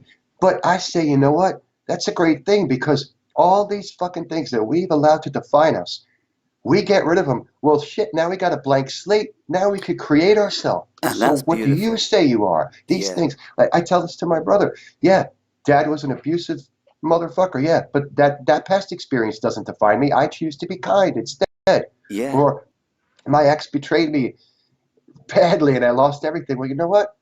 That experience doesn't define me. I'm grateful to be free of a poison relationship.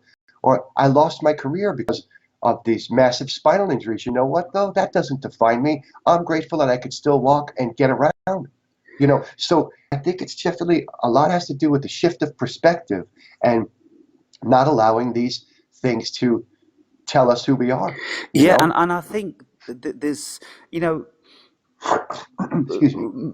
doing a lot of reading relating to psychology and uh, astrology and all of the paranormal and all the things, the belief systems and all this sort of thing. One of the things regarding this astrology, there's a little bit of it that I've got some sort of adherence with, and that's the sort of stereotypical part of it when you look at people born under certain energies, and this is what it is. I mean, I don't go too mystical about it. I'm just looking at it. There's a certain energy during the year with the constellations all around us, and we're born into this. And so it's clear to me that you think very, very similar to like I do. And we have this innate ability to be able to forgive, to be able to move on, to be able to release ourselves and become new people. Because, like you say, Doug, many people they will never ever let go of the memories that they've got and the anger and the hate that they're holding because Yeah. they think if they do, then they will be empty and they wouldn't know how to define themselves. But people like you and I, we define ourselves by the very second, and that's it. I will never define myself by anything I've done in the past. And I've often said in videos that, people get your heads around this. All you are, and you're not even that, but let's just say all you are for the purpose of this matrixial thing is an accumulation of the experiences that you've had. And Yeah. so that's because you remember this energy that you are partaking in that stuff, but you don't have to own it because it's only a Yeah. thought now. It's not. There's nothing real about it. There's nothing tangible. No corporality about it. There's just a Yeah. thought. If you want to retain that thought, your prerogative. If you don't, your prerogative. Yeah. It's dead on. Don't let that define you. And that's where I think humanity runs into a lot of problems as well. You know, oh God, I've seen it so much too. My mother was like that. She just lived out of the past. I mean, my father did a number on her, but okay, it's over, dead and buried. You're free from this oppressive thing. Yeah. So why not live out the rest of your life and enjoy? you know, and she was only 55 when she died, right? And as the flower's ready to bloom, and she, Young, young. That's one yep, year older than me. In actual yeah, fact, it's not 1 year older. It's about 6 months older than me. And I'm thinking, wow, if I was to perish at 55, that would be a tragedy. My life's just begun, really. yeah, It's the old oh, Jungian thing. When you get to middle age, 50 years old, it's not time to go out into the pasture and to become an old and stiff and that. It's time to know what the fuck you are. It's time yeah, to learn about the life that you're living and potentially you can be living. The first 50 years, you came here to achieve the things that is genetically endowed within you, and maybe even partake in this Darwinism thing that we're just going to be procreating. That's the only reason that this body is here in this dimension, is to procreate. But the consciousness aspect of it comes down to experience. yeah. That facet of it. And so it's kind of like the automata of the human being is hijacked by consciousness, isn't it? Yeah. Well, that's what we are. We are consciousness having an experience. Um, like when I hear people say, my spirit, as if it's something that they own. No, that's what you are. Yeah. I don't have a spirit. I am a spirit. I have a body. It's a different way of looking at it. But to me, that's what we are, is consciousness that is fragmented and in contemplation of itself, creation and contemplation of itself. I kind Yeah. of see it like that. And like you were saying earlier, go out into nature and you get that connectedness. Yes, because Here's that the is thing. you. Yeah, here's the thing for you then. I think consciousness is a Libran. Say Because again? I think consciousness is a Libran. Yeah, Because it can never make the fuck its mind up. that's right. It's so paradoxical. Yeah, it is. Uh, I use this metaphor. I feel like my whole life, a kid standing on the teeter-totter, going like this, trying to Y- get that, get it to Yeah. stay still. That's a metaphor for my whole life. But yeah, to me, it's just so important to have that kind of equilibrium. And you notice about us Libras, something goes wrong, we could lose our minds over it because it's throwing the harmony out. I cannot be in a disharmonious situation like Yeah. I was in my marriage for so many years. Oh, it's enough to make you go crazy. So when Yeah. that ended, It it was it just, it it it, it destroys us. And yeah, this was my whole episode of 3 years in Ghana, with all the stuff that went on there. It tore me down, and it would have killed many people, and lots of close people around me have said, I've got no idea how you've recovered so well from that, how you don't retain any bitterness to the people involved, and this, that, and the yeah, other. And I go, well, probably the reason why I don't is because I've grown so exponentially out of that experience. I thank every single one of them. Even though they did me wrong terribly, even though the guy that came into my bedroom and shot me in my bed, thank you, because that was the turning point that opened my eyes and changed me as a person. And now I'm really living. I wasn't living then. I was a fool. I was captivated by the hypnosis. And you, with your shotgun pistol, you woke me up at yeah, 12:30 a.m. on one dark night in the ghetto in Ghana. You woke me up, brother. So thank you. right? Wow. It's kind of amazing that people on this journey, a lot of us have suffered tragically in many cases. I'm not saying that it takes that to wake someone up, but oftentimes it seems that many of us have suffered greatly. Yeah. Um, it's just one thing that we seem to have in common. It's just amazing to me. A lot of times people won't initiate the journey or want to wake up unless catastrophe strikes in their life. Isn't that amazing? Like I said earlier, how now when that happened, I'm sure you're thinking, oh, God, what's a tragic fucking thing. But Yeah. looking back, it actually gave you something. It's Yeah. amazing. It absolutely did. Incredible. At the time, it was just another.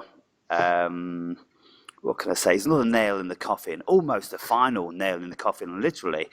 And I was absolutely furious, and Sure. I was driving around for the next 4 months whilst my money lasts with a pump action shotgun with 9 cartridges in it, with a safety catch off, ready to go. I was ready to kill. I was looking for this person. I was looking for people involved in the conspiracy to kill me. I'd turn into a killer, and I used to lie in my bed at night with the pump action right next to me, with my hand on it very often. I'd put all Wow. bars upon my windows. I'd increase the security height of my wall, but still, if people wanted to get over, then they were going to do it. And so often I would hear something like footsteps outside, and I would get up and I'd have this pump action close to my chest, and I'd be creeping around the house, looking out into the dark outside to see if I could see any shadows. And I was prepared to start unleashing, because I went to see the chief of police and I said, "When can I kill a man?" And he Yeah. told me, "As soon as that man comes onto your land." And as the wall's 9 foot tall, then he's not come to give you anything. And so, and then particularly if he comes in the early hours of the morning, you kill the man. You don't ask questions, you just shoot. And so that's what I was prepared to do. Yeah. Wow. But not to dwell on that any longer. What can we say then about this vibration that we find ourselves in, Doug, whereby the whole world is closing us down? Like your site is called Doug Michael Truth, and I've been speaking my truth, for this past 5 years, and they've closed me down. And there's many other sites that are being victimised, and they're being closed down. Much bigger names than you or I, and Yeah. so therefore they're crushing the spirit out of us any which way. And your experience you just displayed regarding your ayahuasca, the most beautiful thing that you've ever experienced in your life, probably, except the birth of your child or children. Yeah. It's close second. And yet Close second. those motherfuckers, they want to deny every single human being of that experience. What can we really discern about that? Oh God, we can't have the game can't have people exploring their own consciousness. Oh no, no. What, discovering that you're magnificent and eternal? We can't have that. Imagine if the whole world discovered that. Yeah. We'd shake these fuckers off like mosquitoes, swat them away. And the funny thing is, those two compounds, you have them, the chacruna leaf, and the Biniosteriopsis caapi, which is the vine, that's the inhibitor. Yeah. Do you know when these two things are combined, you've got scientists at the University of Sao Paulo, Brazil, looking into the treatment of diabetes and cancer, only when they're combined, which I find interesting. But even what really got me, University of Florida scientists discovered that these two compounds, when combined, produce neurogenesis in the brain, which means the birth of new neurons, which to me is just absolutely mind-blowing. So not only does this stuff have the potential to help us deal with our repressed stuff, but it has medicinal value. I mean, real medicinal value. And what does that tell you if a plant is outlawed, like Yeah, cannabis or everything about psilocybin? the plant, other than the scary aspects of our ego being terrified by letting go, everything Yeah, about the experience that I've ever heard from anybody, they've always told me, even if they were scared, that it was such a marvelous experience, and they're very, very glad that they've done it. I've never yeah, heard anybody say that they wish they'd never done it, that, this sort of thing.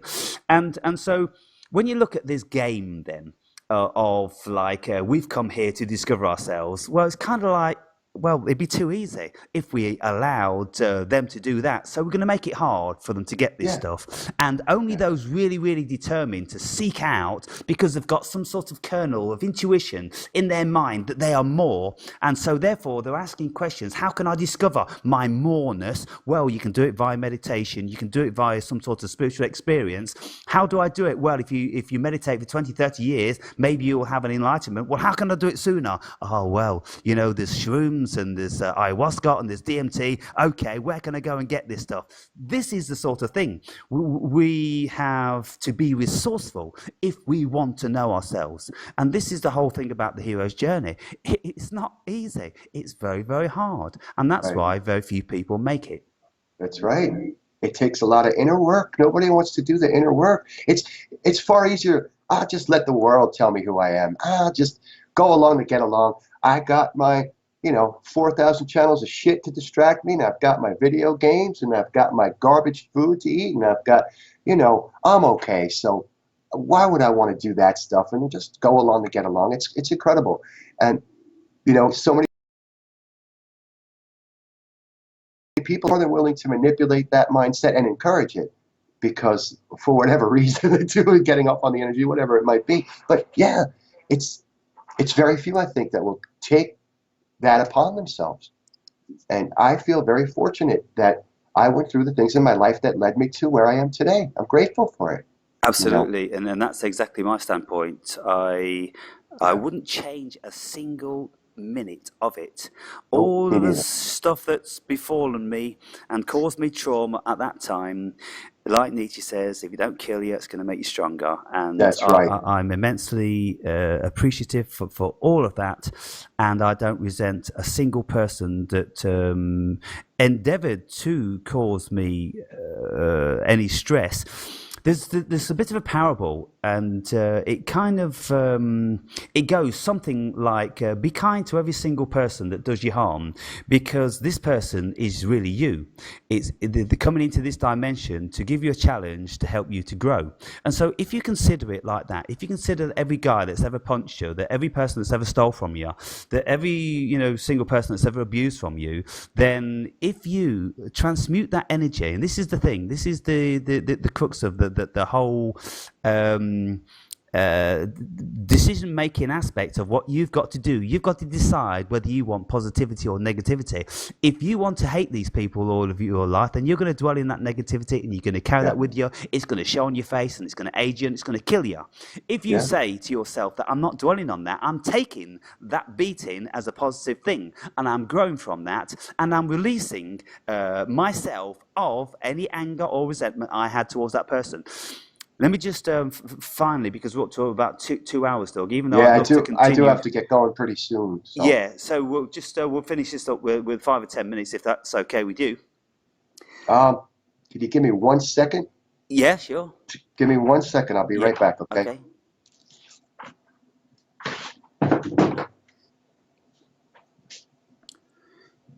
So what a marvelous conversation. Really, really enjoying this. Absolutely fantastic. And I'm hoping that you, the viewer, all 12 of you, enjoy it too. And so I think, to be fair, gone are the days whereby like I've said to Doug, I care about trying to reach anybody else. I'm happy with the people and friends that I've got around me, and so I'm hoping now that you've made it this far and you appreciate what we've done. And maybe in time, some of you might want to speak with Doug also.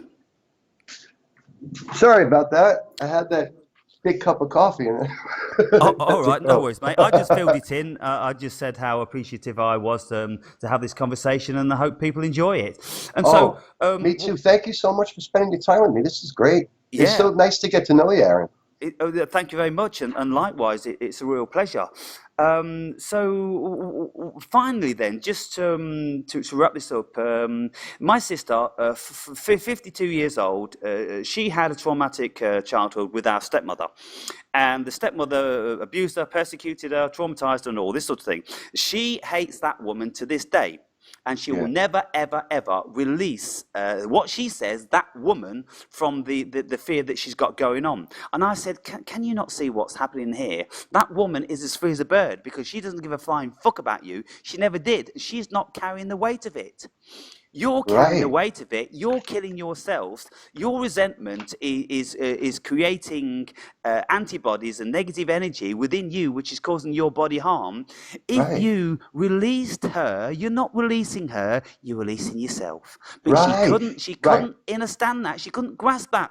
Doug. Yeah, think about that. I mean, if you hold on to that, that person still has control over you. Now, Yeah. you don't have to forgive their action. Their action might have been terrible and unforgivable, but to hold on to that seething resentment and hatred, you're doing yourself a great disservice. I try to explain this to my brother. Like, you got to let it go.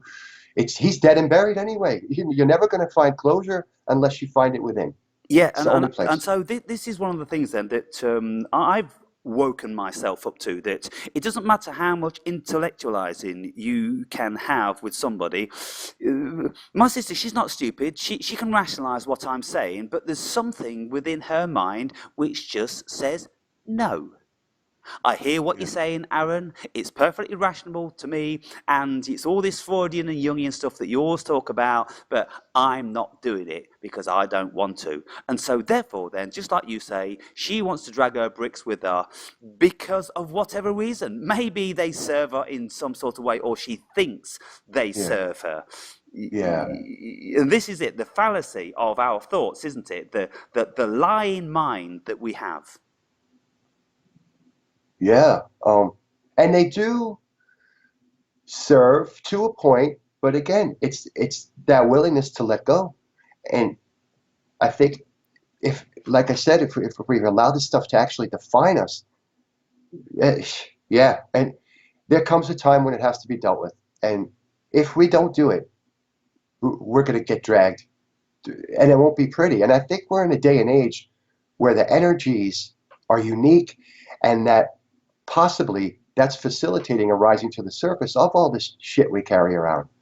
So far better, in my opinion, to deal with it willingly as opposed to just trying to drug it out of existence or push it to the side or ignore it. Like, I think people are in for some serious psychological trauma in the near future if they don't, get a hold of this. And you're right, Yeah, it'll physically kill you. That's, again, crazy. I'm a great believer in the ways of the wizard and alchemy. Now, when you look at the metaphor of the philosopher's stone and all this, I think we were all established that the philosopher's stone is discovering the secret within yourself. Yeah, And so this whole thing about alchemy, it's the facility to be able to transmute the negative into the positive. On face value, it's transmuting lead into gold, and there is some chemical truth in that because you can do it under certain some conditions. You can create gold out of the substances because it's all about pressure and temperature, isn't it? But if you look at it the whole universe in a paradoxical way, nothing just means one thing.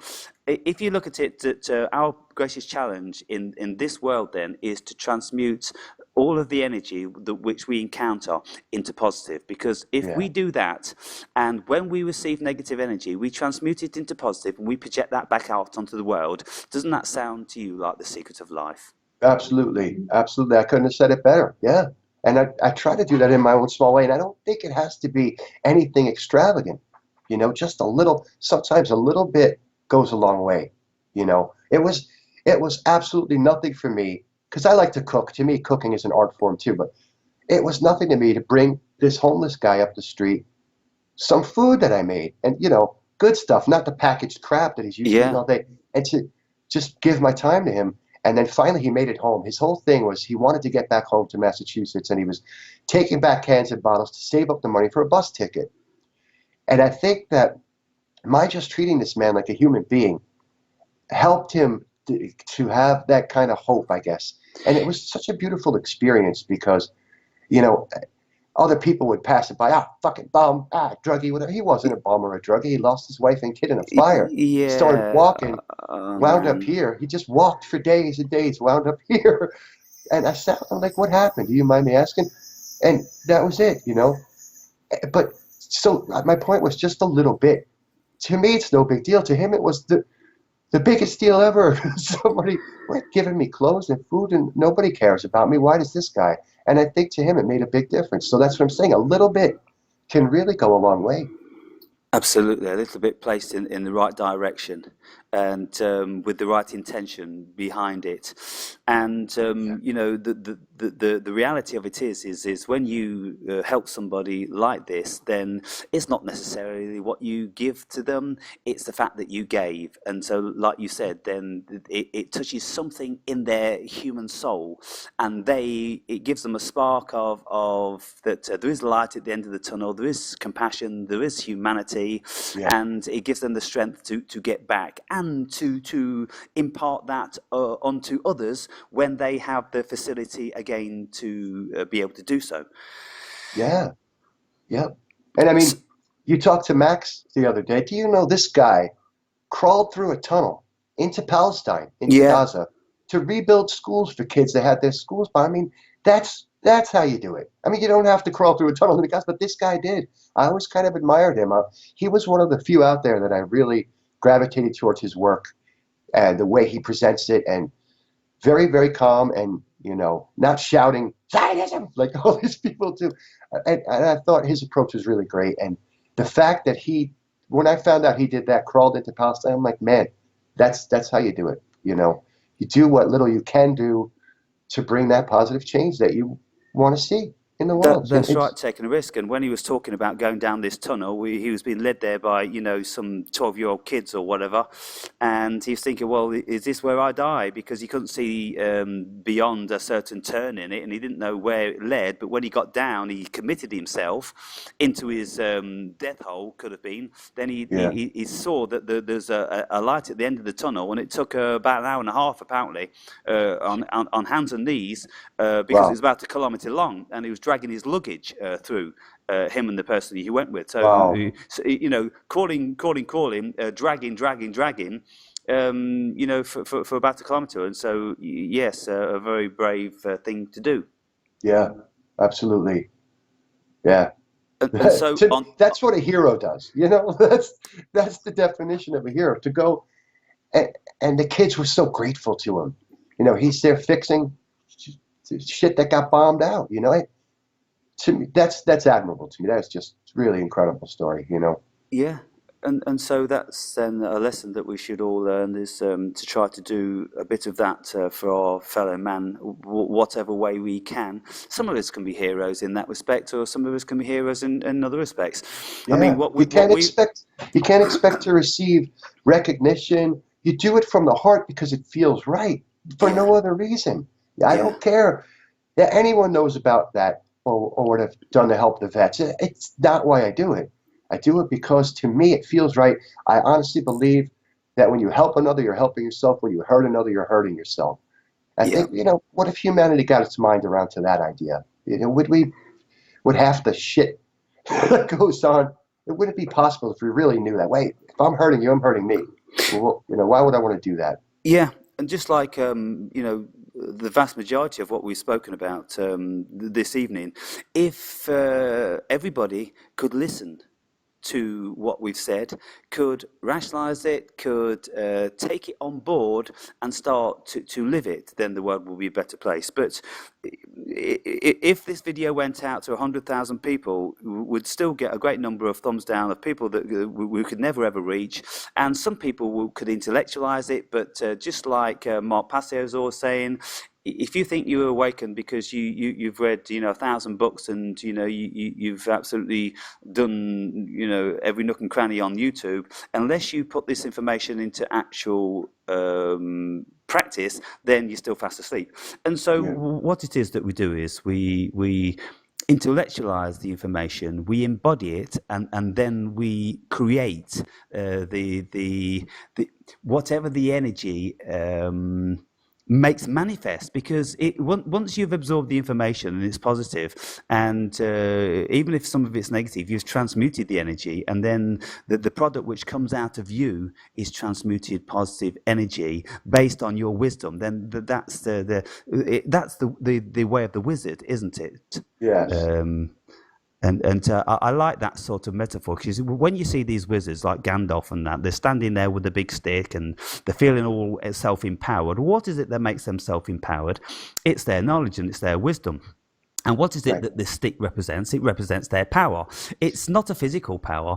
It's a spiritual power that they've got. And that's why they can stand solid as a rock in the face of thunder and lightning and all this shit that the Dark Wizard throws at them. They stand there with their confidence, don't they? Knowing that they can transmute that energy. And Yeah. so if we try a little each day to transmute the negative energy that befalls us, then I think we'll lead by example. Yeah. Absolutely. Absolutely right. Brilliant. Well, So on I that note do then, have to get running. It's a little yeah, after no, past 4 my absolutely. time. I got stuff Absolutely. to do. And so I'll thank you once again, Doug. Really appreciated it. Thank I you. look forward to our next conversation. So do And I. I don't know whether you want to use this for yourself as one of your audios, but if you do, then feel absolutely free. I'm going to bang Sure. it up on my site for my viewers, and I'm sure any of them that get around to listen to it will thoroughly enjoy it. Oh yeah, me too. I hope so. And ladies and gentlemen, thank you for taking your time to watch this and to contemplate the information. I'll tell you, I greatly, greatly appreciate it. So thank you, one and all. And Aaron, thank you again for spending your time with me. It's a pleasure getting to know you. Oh, I'll And tell you what I'll do. Let me just turn the camera on.